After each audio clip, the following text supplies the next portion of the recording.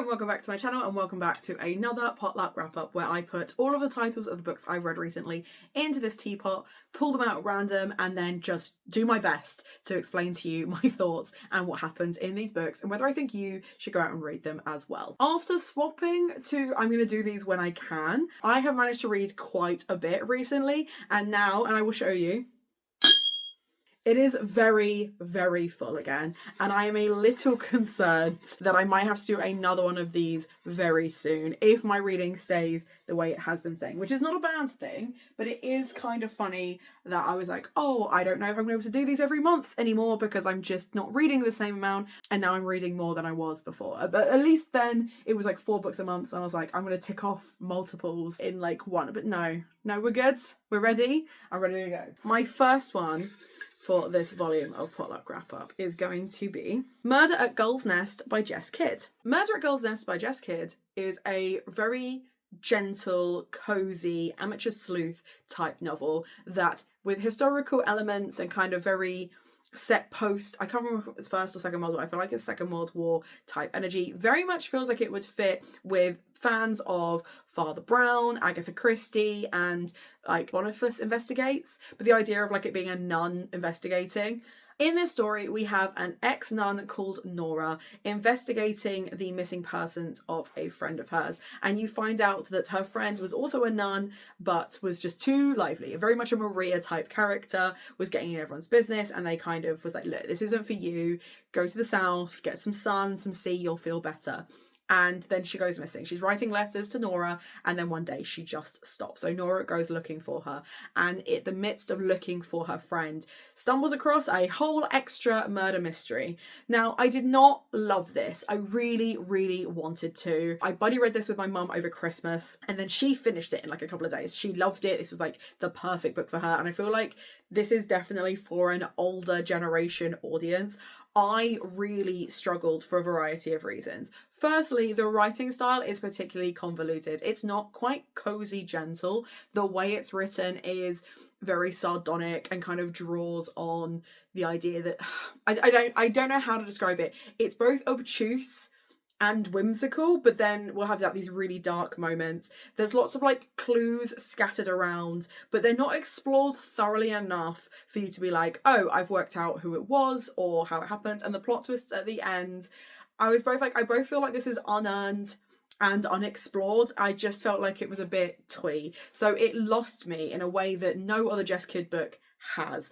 I really struggled to motivate myself to pick this one up. Like, I'm now filming this in May. I only finished this in April. So it took me like 4 solid months just to get to it. And in the end, I had to bite the bullet and just listen to it via audiobook. I did want to finish it, but motivating myself to try and read it, knowing that just generally how it was written was going to make my life more difficult, just did not enthuse me. And whilst I know I can gift the second book, because the second one is like out now, I think it's literally come out in the last couple of weeks. I know I can gift that to my mom. She will love it. I have zero interest in picking up the rest of this series. This was a 2.5 to 3 stars for me. I just didn't care about it enough. But having said that, I really struggle with Agatha Christie books in the way they're written. I feel they're very convoluted. I much prefer them in film adaptation. So if you're a big fan of Agatha Christie and you're looking for something that feels like that, I feel like this would be a really good pick for you. Okay, next. We Have Always Lived in a Castle. Now, this was a Patreon buddy read pick and is a classic Shirley Jackson gothic, Victorian house, plot twists galore. I don't know why there isn't a Netflix adaptation of this one when The Haunting of Hill House has done so well, but I do know, now that I am 3 books in, that Shirley Jackson is not the writer for me. I just don't care about her gothics. I guessed the plot twist very early doors. It took a real long time to get there. The action was almost non-existent. And I know that a lot of gothics are slow burn, like intentionally slow burn, but I just didn't care. And I'll be honest, if I wasn't buddy reading this with my patrons, I would have DNF'd. I'm unhauling this book. I can't even gift it to a library because I don't know if you can see, but my cat hated it almost as much as I did. It was fine. It was fine. I don't know what it is about Shirley Jackson's writing style I just don't vibe with. But like I said, this is the third one of hers I've tried, and I feel exactly the same way about it as I did to the others. This is probably the one that I've hated the least. But the moment I start thinking about Shirley Jackson, I just get angry because it's just, I know she's one of the best gothic fiction writers ever. But she's not my gothic fiction writer. I just don't like her. I just don't like it. I find it so very twee and gentle, and it didn't give me what I needed to give me. I wanted more build up. I wanted it to be more insidious. I didn't want it to be just some little girl hiding out in her garden telling me her family story and not giving me anything until the end. I think both of these books suffer from the same thing, which is I am too much of an internalized sleuth. I want to guess, but I want to be given the tools to guess correctly and not just be like, oh, I guessed that in 3 chapters because I've read enough books like this, not because what you've done has actually given me what it needs to give me. So a disappointing start. I promise I will be more happy about some of the other books. I can see them in the tray. There are books that I can be positive about, just not these 2. But upside, I can now remove them from my shelves, make space for more. Number 3. Ooh, so I've got on this one Inheritance Games and Hawthorne Legacy. Inheritance Games I have left upstairs because my partner Zach is reading it, so I will leave it here. I have since finished The Final Gambit as well, which is the original trilogy of these books. And I will say they have gone down each time stars-wise. So Inheritance Games I gave 5 stars to. I thought this was so fun. It was very much like A Good Girl's Guide to Murder in the way it was written. Fast-paced, YA, mysteries, riddles, a good time. The second one was basically the same, but was also playing on this idea of like, could there be a love triangle? And then there wasn't. And then the third one, I was just kind of bored because I was like, this is just book 1 and 2 again. And it felt like the main characters weren't really learning from their mistakes. We weren't really meeting anyone new and interesting. They were either new or interesting already as characters. I kind of just wanted to engage with them a bit more. And it just, normally book 2 feels like the filler. Like book 2 feels like we're trying to get somewhere. But I feel like actually this series would have worked really, really well as a duology. I would still recommend this series. I think this is really fun. I think if you're looking for like a fast-paced thriller and you're a fan of like The Girls I've Been and Good Girls Guide to Murder, these are really, really good reads. But I will say that the first one got 5 stars, the second one got 4 stars, the third one got 3 stars, and I'm nervous to pick up the 4th one. The 4th one is a relatively new release. I know that Jennifer Lynn Barnes has a complete other separate series as well, which I would be interested to try. I am nervous about that 4th book. I do not own book 2 and 3, and I'm not mad that I don't own book 2 and 3 because I feel like I can recommend book 1 more than I can recommend the sequels, and that just is what it is. But the first one was 5 stars, so love that. That was a good time. Okay, number 4. Okay, so number 4 is The Rosefield. Now, I actually reread Secret Commonwealth and then read The Rosefield, and I gave this one went from a 3.5 to 4 stars to a 5 stars because upon reading it, I was like, this book is perfect. Yes, she's massive, but she knows what she's doing. This one I gave 4 stars because it was doing a lot of the things that I needed it to do, and it was really, really beautifully written, and it was very like episodic, and we're moving through multiple different character perspectives. But the ending lost a star for me because it felt like, where this one felt like it was taking a step into a new and exciting adventure, this one felt like it was just falling asleep. And what's really interesting to me is I appreciate that recently Philip Pullman has got into some real hot water about comments that he's made on Twitter or X. I do not engage with that. I think that is unacceptable. Not as unacceptable as some of the other things that authors have done. And I feel like the fact that he had a lot taken away from him balances out the fact that I want to continue reading his books. That's the hill that I'm choosing to die on. I am not going to not read his books because of a silly comment that was clearly misguided. I think there are people that have done and said far worse that I don't read, and that is just on the grey scale of morality where I'm currently residing. That is what it is. But what is really interesting to me, and I feel like is a symptom of that, in this book, it very much sets up 2 characters to be in a romantic relationship when they are reunited. It feels like it's heading towards a love story. And then in this book, now don't get me wrong, like in this book, it is very clear that there is an age gap. There is a considerable, I think it's something like 11-year age gap between them. In this one, it basically laughs in your face if you assumed that a romantic relationship was going to happen between those two characters because of the age gap. And I felt cheated a little bit because I was like, I'm not insane for assuming the way these two characters are talking about each other, the connection that they're reflecting upon, the way they seem to be drawn to each other, that is a love story. And then in this one, it's like, nope, he's too old for her, so that would never happen. And I feel like that is editors coming in to be like, Mr. Pullman, you've already got into hot water once. Let's not draw attention to stuff that doesn't need to be drawn attention to. Let's not. This isn't a Lolita story. Let's not do that. And I feel like actually it cheapened it a little bit by not committing to it.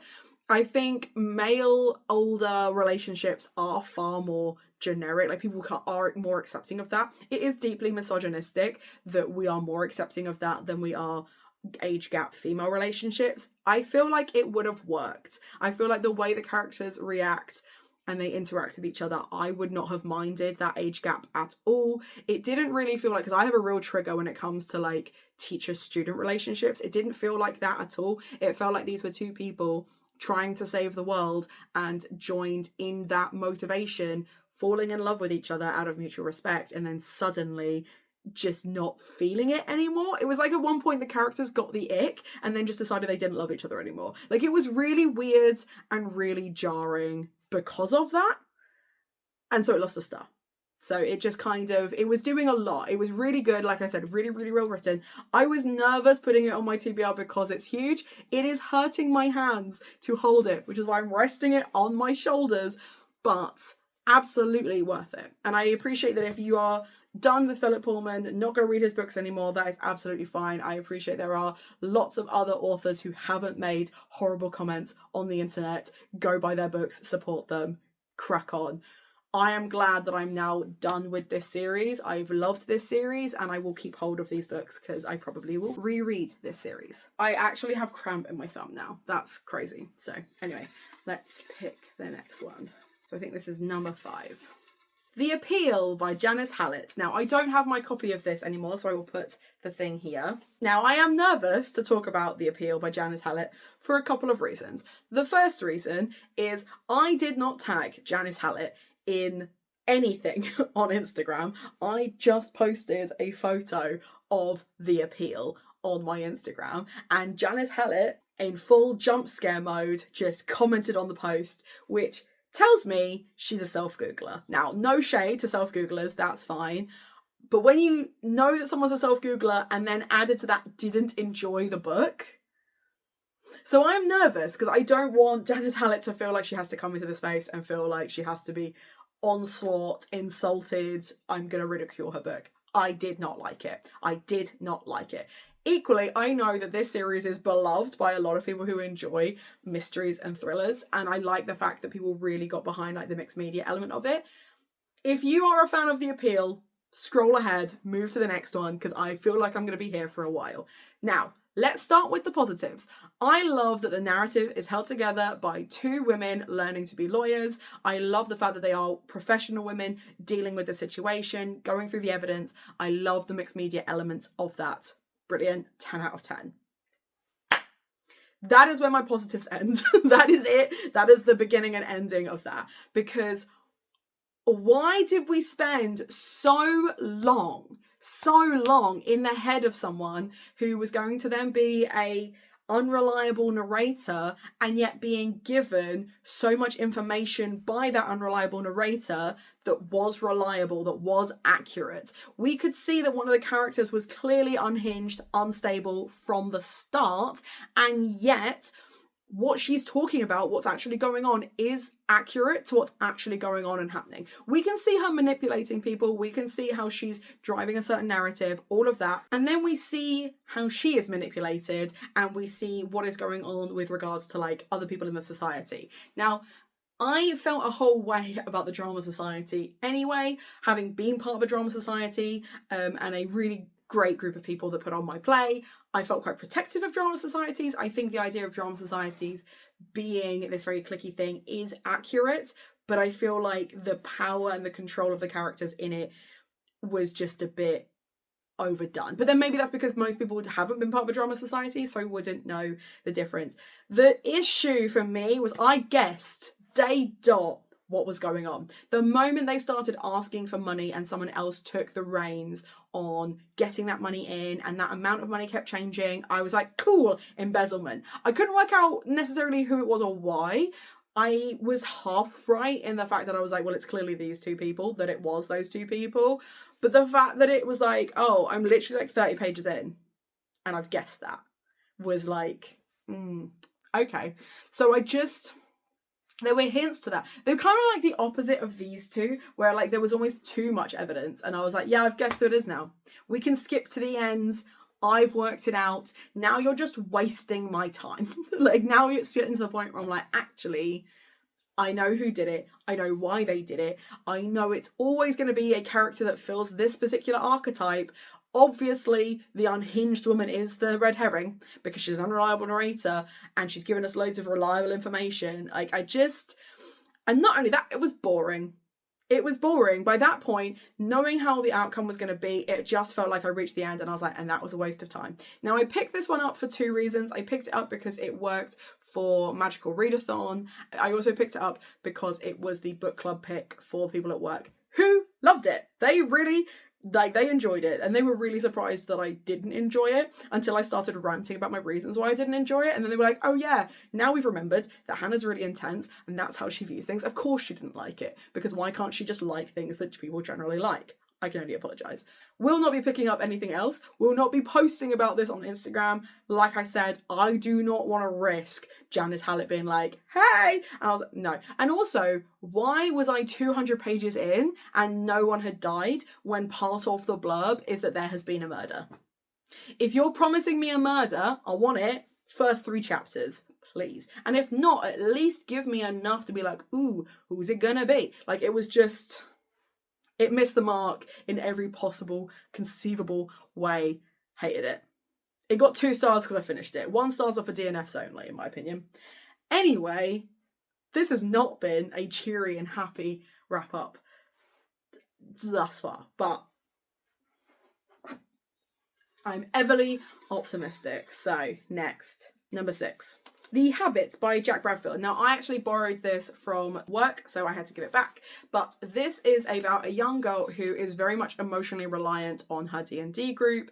And when things start to change and things start to go badly, the D&D group breaks down. And it's a really interesting look at found family and intriguing kind of like dynamics of that. As a play, it's not great. Like, it's not a really well-written play. And I feel like the person who wrote it understands D&D, but does not necessarily understand the psychology they're trying to explore, or does understand psychology and is trying to ham-fist it into D&D because it just, the whole world didn't quite work.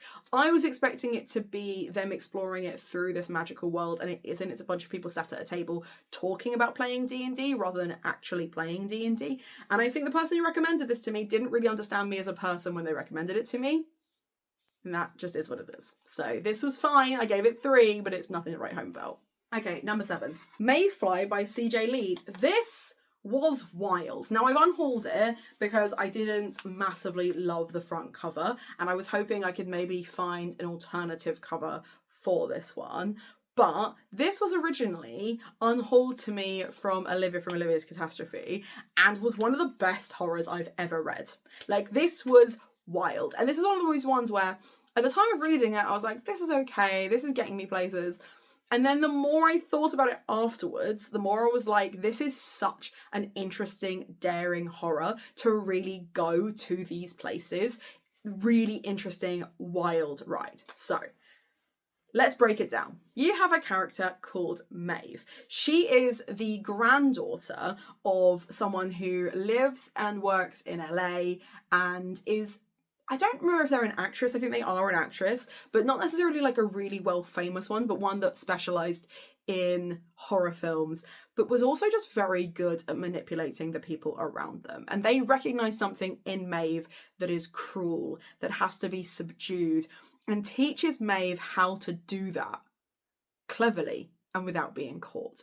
And you discover that Maeve is essentially a serial killer, and not even necessarily that she kills lots of people, but that when she does, she destroys them thoroughly. So she will find someone, for example, like of an evening, she will scroll Mumsnet and start chatting to somebody and get them to admit their dark racist undertones in a more explicit way, screenshot the whole thing, and then send it across the internet and watch that person's life become destroyed. And she revels in that. And it's really interesting because she has this one character, like literally does this thing and then bumps into them where she works, which is Disneyland,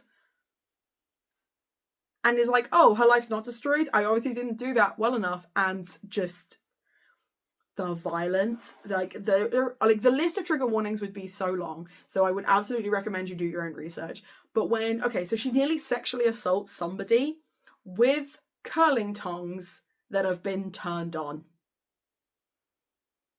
And it's like, that is the most horrendous thing I've ever read. That is the most vile, disgusting horror I've ever read. And I can't stop thinking about it. So I need to check out some more books by CJ Leeds, because that has rewired my brain in a way that I just didn't think I could. Like, what? Like, what was that?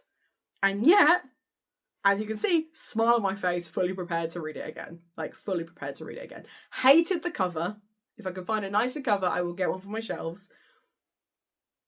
Crazy. Like, genuinely the worst, goriest, disgusting horror I've ever read.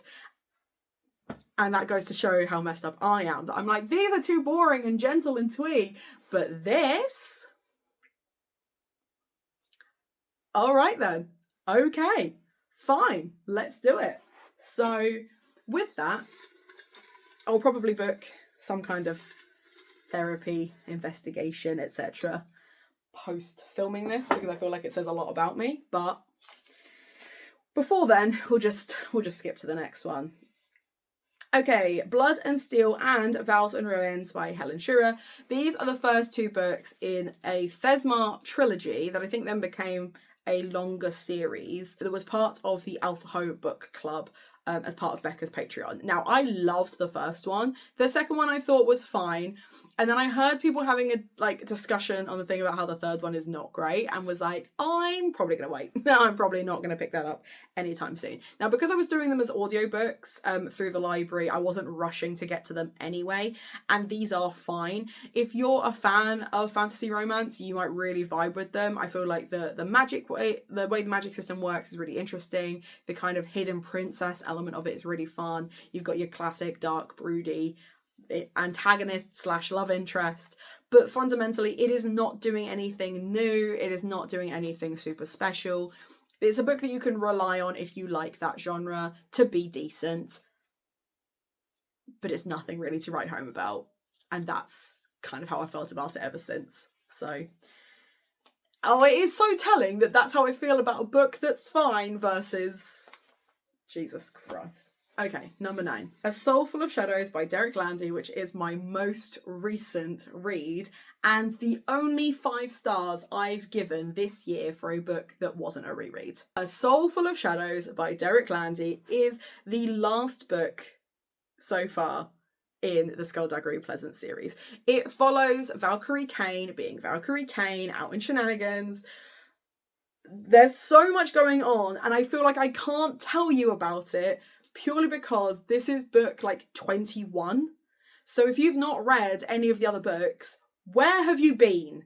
Genuinely, where have you been? Because we did a whole read along to help you catch up. Go check out those videos. Go read those books. But if you're thinking about picking up Skullduggery Pleasant in the first place, do it, absolutely. It's a really fun middle grade / YA. It does age up, and it very much does get darker as you go, with magical hidden world type elements. You've got a buddy cop duo. The characters are so funny. Derek Landy is just so clever to emotionally traumatize you with one sentence and make you audibly laugh in the next. This got 5 stars because I did genuinely audibly laugh. There are some really funny moments in this, but there are also some really dark, sad moments as well. Now, I had the ending spoiled for me a little bit, so I kind of knew what was coming, but that didn't matter because it was going to be so spectacular. And genuinely, the only 5-star I have given as of 2026. So go read these books. I beg you. I beg you to go read these books. And also, Derek Landy's partner is LGBT. He actively talks about really great horror stuff on the internet, is seemingly completely unproblematic, and was super lovely when I met him. So I feel like you can really endorse this author. And on that lovely positive note, one more. Let's see if it can be as positive as that one and not as miserable as the others. The Impossible Fortune by Richard Osman. Another one that really looked into grief and sadness, but had some audibly laughing moments. I didn't audibly laugh at this one, but I feel like there were moments when I nearly did. Like I kind of did that little like scoff moment. But Richard Osman's writing style, I think, is just generally quite fun. I like the new characters that are introduced in this one. I like that the world of the people living in the Thursday Murder Club is getting bigger and bigger. Each one kind of expanding beyond into wider friendships. I think that works really well. I don't really see this series ending anytime soon. I think the way they are kind of exploring a variety of different crimes is really interesting. But I feel like I did not love this one the way I have loved some others. I think it was really, really hard because the 4th book was really, really sad and had a really, really powerful moment. This one is grieving that. So it was never going to hit those heights, but I think Richard Osman has done a really good job at giving us the elements of a procedural that we've come to expect, know and love from his writing, giving us the elements of characters that again we've come to expect, know and love, whilst giving us something different enough to sate our need for variety. I feel like that he's really ticking a lot of boxes and working his butt off with this one. And I think it's really interesting because a lot of people have a real issue with the fact that because of his like celebrity elements, he gets a lot of leeway and certainly a lot of money from books that aren't as good as other mystery writers who don't, and as his white male privilege kind of gives him that heads up. I think in these books it is warranted. I think fundamentally he is doing what a lot of other mystery authors aren't able to do, which is engage with the same characters in multiple ways because of the dynamics they have and their morals. Their morals, beliefs and values don't change. The stories around them do because of them interacting with new people and new problems. And the elements of like crypto and like hidden banks and stuff in this book was also really interesting and very modernized. And the idea of them meeting these new problems they can't solve in ways they would have solved them when the first book came out even is really interesting, and I did enjoy that. So there you go. That is my next potluck wrap up. Who knows when the next one will be, but let me know in the comments down below, are you more or less likely to pick up any of these now that you've heard what my thoughts of them are? Are there any that you're like, Hannah, I'm genuinely so disappointed you didn't love that, because I feel like this has not been the most positive. But if you just want to leave an emoji to say you were here, feel free to leave a skull emoji for my heart, my skull daggery pleasant. Treat yourself to some Waypoint books because it supports me and my content. Check out the links down below because I've got a Patreon now. And most importantly, have a nice day.